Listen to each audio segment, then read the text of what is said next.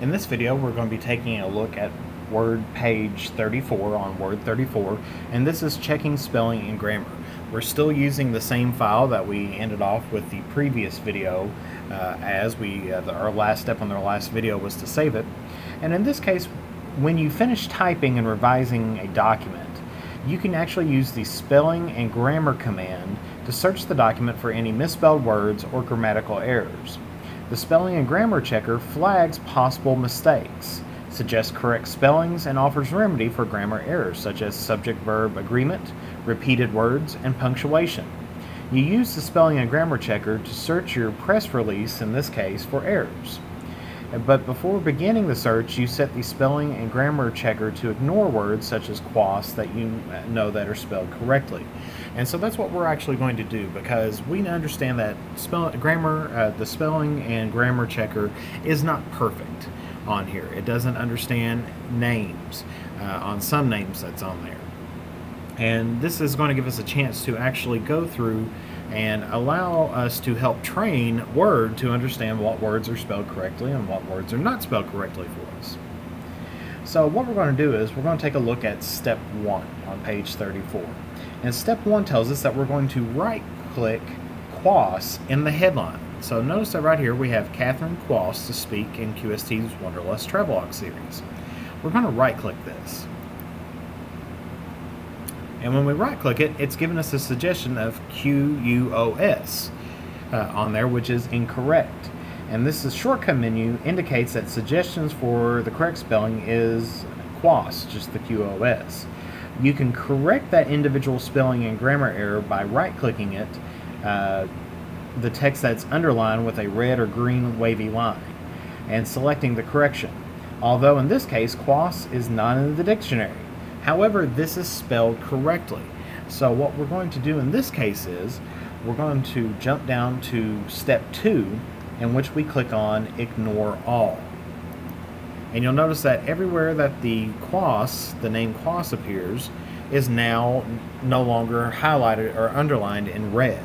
Because we've just told Word, and we trained Word on this case and this case only, that we do not want to count QUOS as a misspelled word.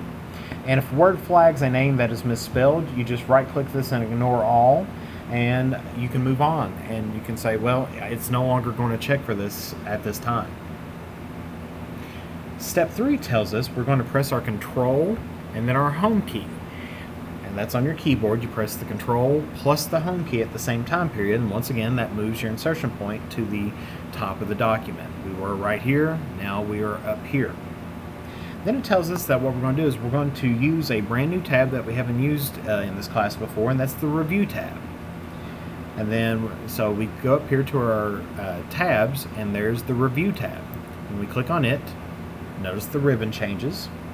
And then what we're going to do is we are going to click the Spelling and Grammar button in the proofing group. And when we take a look at that, the proofing group is over here on the left-hand side of the ribbon. And it's the first one. It has the ABC check. Notice the keyboard shortcut on that is F7, and that will check the spelling and grammar of the text in the document. So when I click on this, it's now going to pop open the Spelling and Grammar English United States on there. And the dialog box, first of all, should identify that the word inaugural is misspelled and suggest possible corrections for the error. The word selected in the suggestions box, this one down here, is the correct spelling. So since this is the correct spelling, we're going to move on to step 4, which tells us to click on Change. When we click on that, it moves on to the next error, which in this case is gas lamp on there. And whenever you change this, now if you have multiple times where you misspelled maybe inaugural incorrectly, you can always use the change all if you know you misspelled it incorrectly all the time. However, if you want to do it on a case-by-case basis and change just the word for that one time, that's when you click on the word change. Now, of course, if you do want to change the language, because perhaps you're writing this for a international client or something on there, you can actually change the language used by Word proofing tools. and that's when you click the Set Language button in the Proofing group on the Review tab on there.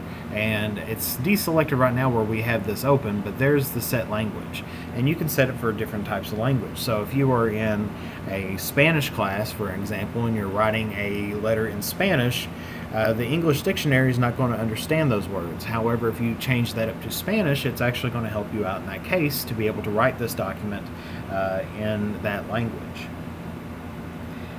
Step 5 on here tells us that what we're going to do is, since the word gas lamp, because it's now identified gas lamp, which is all together, as a misspelled word, and suggests that the correction is gas lamp as two different words. However, this is a proper name, as in gas lamp quarter, and that is spelled correctly. So in this case, we're going to ignore once. Once again, that will just ignore that one case, not all of them. Step 6 tells us that we're going to click on delete, because what happens here is that we have the word R twice. My assumption is that a pirate was writing this letter and decided, tickets R on there, $15. So in this case, it sees that as a grammatical error. And of course, you may need to correct other spelling and grammar errors here. So in this case, what we're going to do is the word is going to delete the second occurrence of this repeated word. So if we click on, and notice that a lot of these options are deselected, we can either ignore it if that's correct, but in that case we don't want to do that because we're going to delete, and it will delete that second R. In step 7, we have incorrect sentence here. And what we're going to do is we're going to click on change on here. And it tells us that word is going to replace R with is in the sentence, and the spelling and grammar dialog box is going to close after we do this. And of course, we need to keep in mind that the spelling and grammar checker identifies many common errors, but you can't rely on it to find and correct all spelling and grammar errors in your documents. You still need to proofread your document carefully.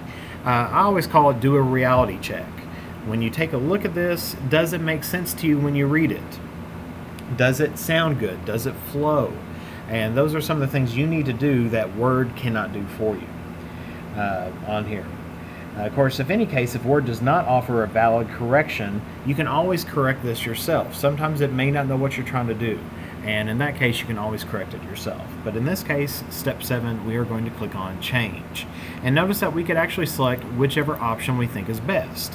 And you have to tell yourself, well, the original sentence says a 1-year membership to the series R.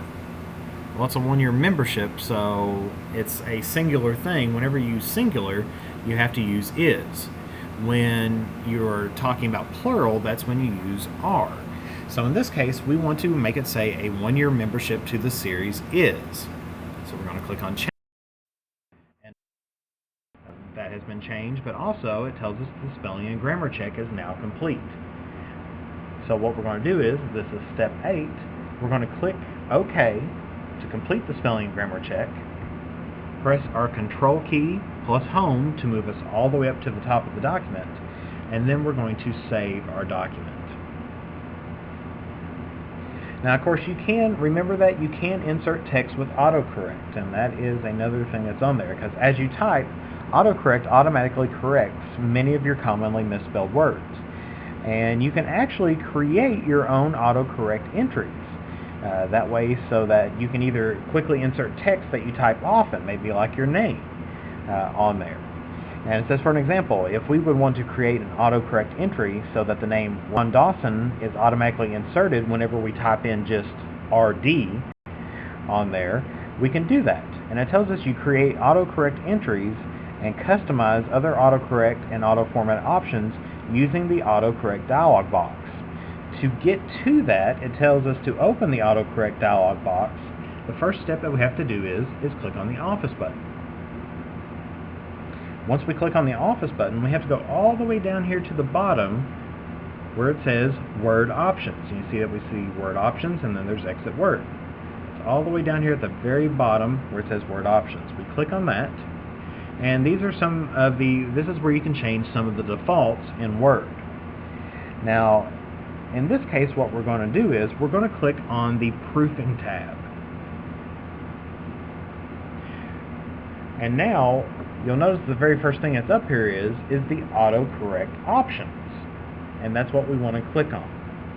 And you can do this one, and what you're going to do is that you're going to create an autocorrect entry in which you're going to replace your initials, in which in my case I'm going to replace JLE.